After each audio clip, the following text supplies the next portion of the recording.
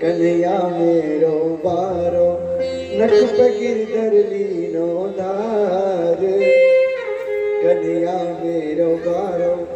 तो ब्रजवासी लोग कहने लगे लाला भैया बार बार कह रही है तो ऐसा कर, अब तू थोड़ा आराम कर ले। कन्हैया ने कहा अच्छा भैया तुम्हें इतनी शक्ति है कि मेरे बिना तुम यहाँ गोवर्धन को रोक सको। ब्रजवासी लोग बोले अच्छा दारी के तो तू ये सोच रहा तेरी उंगली गई है, नेक्सी सी उंगली टिका रखी है तेने है जी राय। हम हाथ लगा रहे हैं, कोई बांस लगा रहा हो, कोई बल्ली लगा रहा हो, कोई गड्ढा लगा रहा है, कोई लठिया लगा रहा है, हमारा व्यर्थ नहीं है। अरे जा चल तू आराम कर ले। कन्हैया का देख लो मेरे बिना, हाँ हाँ जा तू थोड़ा सो लेने आराम कर ले। और जैसे मेरे गोविंद ने थोड़ी सी अपनी उंगली को नीचे किया, सबके डंडे लाठी चटर पटर टूट के धड़ाम धरती पे गिर गए। अरे कन्हैया बचिए बचिए बचिए ला। कन्हैया बोले कहा हो गया? अरे भैया पता ना है तेरी उंगली हट गई या गोवर्धन में कितना सारा बयान हो गया। जब तक तेरी उंगली लगी तब तक तो हमें ने को भान ना लगो कि हम पे थोड़ा बहुत वजन भी है कि ना है। और जैसे तेरी उंगली हटी लाला हमारे तो सब डंडा पंडा सब टूट गए। अब सब ब्रजवासियों को मोह हो गया। अरे हो सके ये मैया कहती रहे हमेशा आपको लाला कोई भगवान तो ना है, क्योंकि हमने इतनी बड़ी बड़ी लीला कर दी। अरे हमारे डंडे और हमारे लठ हमारे बड़े बड़े बांस बल्ली सब एक छट में टूट गए और उसकी उंगली ने फिर से आधा कर लिया। 7 दिन 7 रात्रि पर्यंत वर्षा होती रही, प्रलयकालीन वर्षा हुई, मेघों की वर्षा का जल खत्म हो गया। इंद्र के पास पहुंचे, इंद्र से हाथ जोड़ कहा भगवान अब हमारे मेघों में जल नहीं है। अरे जाकर के देखा कि अब तो ब्रजमंडल डूब गया होगा। इंद्र ने तो देखा तो ब्रजमंडल में धूल उड़ रही है। बोलो राधे राधे राधे राधे। देखो आप एनर्जी नहीं दोगे तो कथा नहीं हो पाएगी, हमारी सामर्थ्य नहीं है कुछ भी। बोलो राधे राधे। हाँ अब भगवान इंद्र ने देखा अरे ब्रजमंडल में धूल, मेघों को बुलाया तुमने जो जल की वृष्टि करी थी कहाँ गया? सारे के सारे ब्रजमंडल में धूल उड़ रही है। तब राजा परीक्षित के मन में आया भगवान आखिर वो जल गया कहाँ? तब भगवान कहते हैं सुखदेव कहते हैं भगवान हे राजन वो जल कहीं और नहीं, एक तरफ तो अगस्त्य ऋषि बैठे हुए थे और एक तरफ भगवान का चक्र सुदर्शन बैठा हुआ था। एक बार की बात रामावतार भगवान का हुआ था, उसमें माता सीता जी ने भगवान से कह दिया ऐसा करना आज अमावस्या है, हमारे घर में हमारे पूर्वजों का तिथि है तो क्यों ना उनको भोजन करा दिया जाए किसी ब्राह्मण को। भगवान ने कहा ठीक है निमंत्रण कर देते हैं। नहीं ऐसा मत करना, पहले जो ब्राह्मण किया था थोड़ा बहुत खाया था, आधा खाया आधा छोड़ दिया। ऐसा ब्राह्मण भोजन करने आवे जो कम से कम खिलाने में मन तो लगे उसको, ऐसा ना है 2-4 पूड़ी खा के रह जाओगे। भगवान तो लीलाधर है महाराज। राम जी ने निमंत्रण कर दिया अगस्त्य मुनि को। अब अगस्त्य जी को भोजन का निमंत्रण दिया और भोजन के लिए आ गए। अब सीता जी ने भोजन की थाली परोस कर भोग लगाया, प्रदान कर दी कि लो पाओ। और जितनी थाली की सामग्री छोटी छोटी कटोरियां सब गटवट करके और महाराज ऋषि महाराज तूफान कर गए।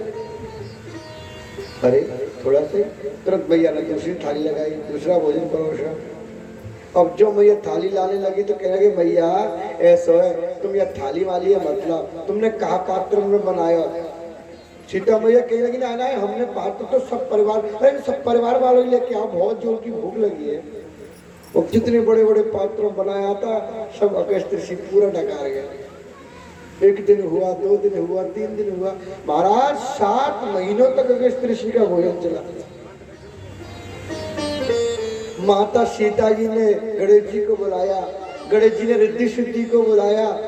कोई पूड़ी बना रहा है, कोई रोटी सेक रहा है, कोई सब्जी बना रहा है, कोई खीर बना रहा है और आज अगस्त्य ऋषि भोजन करते जा रहे हैं, भोजन करते जा रहे हैं। तब सीता जी थक गई। भगवान अपने पतिदेव राम जी से कहा, भगवान ये कहाँ से ब्राह्मण लेके आए हो? अरे हमने तो थोड़ा सा कहा था कि कुछ ज्यादा खाने वाला हो, पर इतना ज्यादा भी नहीं कहा था, इसका भोजन ही पूरा नहीं हो रहा है। तो अब देवी क्या करे, क्या ब्राह्मण को मना कर दे भोजन की? नहीं नहीं, ऐसा करो, देखो शास्त्रों का मत होता है कि भोजन के मध्य मध्य में जल पीना चाहिए, है ना। ब्राह्मण लोग बोलते हैं ना मंत्र, मध्य मध्य जलाचमनियम उत्तरा पोषणांत ऋतुबलम समर्पयामि, बोलते हैं। तो भगवान ने जाकर के कहा, भगवान अगर आप समझे तो ऐसा है, बहुत समय हो गया आपको भोजन करते करते, मध्य में जल पीने का विधान होता है। अगस्त्य ऋषि बोले, अरे देवी थोड़ा मध्य तो हो गए हैं भगवान, 7 महीने से तुम्हारा मध्य भी नहीं हो पाया, तब मध्य कब होगा? तब तो सीता मैया ढोक लगाने लगी, भगवान हमारे अपराध को क्षमा करो, आप भोजन को पूर्ण कर लो, हम आपका पेट नहीं भर सकती। तो भगवान राम जी ने तुलसी दल ला करके दिया माता सीता जी को कि लो ये चरणों में चढ़ा दो। और जो ये तुलसी का दल चरणों में चढ़ाने के लिए दिया, ठीक भगवान डकार लेके लग जाते हैं अगस्त्य ऋषि। अब जल की बारी आई, और जल की बारी आई तो महाराज राम जी थे ठाकुर, बोलो राधे राधे, और ठाकुरों के देवियां पानी भरने नहीं जाती थी पूर्व समय में। अब तो खैर ऐसी बात है कि सुविधाएं इतनी हो गई है कि घर में मोटर लग रही है ना, नल लग रहे हैं, घर में पानी आ जाता है। पहले बाहर कुआं और बावड़ी से पानी लाना पड़ता था जल, और राम जी पुरुष जो होते थे ना वो जल भर के लेके आते थे। अब राम जी ने सोचा कि इनका तो काम निपट भी गया 2-4 दिन में, अब हमारा काम निपटने वाला नहीं है, तो क्या करें? तब उन्होंने सोचा कि ऐसा करते हैं, भगवान को पहले तुलसी दल डाल के दे देते। 1 गिलास जल लिया और तुलसी दल डाल दिए, भगवान अब आप इसी को पान कर लो, और ऐसा करना अब मैं आपको पानी नहीं पिला पाऊंगा, मेरा जब द्वापर में कृष्णावतार होगा और इंद्र मेघ की वर्षा करेगा तब आप आया ना, और पानी को जितना पानी पीना पी लेना। अगस्त्य ऋषि ने कहा ठीक है भाई, जैसी आपकी इच्छा प्रभु। और भगवान अगस्त्य ऋषि को निमंत्रण कर दिया। तो वही अगस्त्य ऋषि आज जब मेघों की बरसात होने लगी तो ब्रजमंडल के एक किनारे पर तो अगस्त्य ऋषि बैठ गए, और दूसरे कोने पर भगवान का चक्र सुदर्शन। चक्र सुदर्शन कैसा है? कैसा है चक्र सुदर्शन पता है आपको? कोटि सूर्य समप्रभा यशविन्नस्य भारं विजयेन जगदां जंगमस्थावराणां लक्ष्मीनारायणाख्यं मिथुनमनवभक्त्यप्तुदारं विहारान् आरोग्यं भूतिमायु कृतिमवहुना यद्यदास्तापदम्बः तत्तत् सद्यः समस्तं सदुर्षो दिव्यहे तक्षवर्दी। सुदर्शन भगवान का इतना तेज है, करोड़ों सूर्य मानो एक साथ प्रकाशमान हो रहे हो, उभरे हो।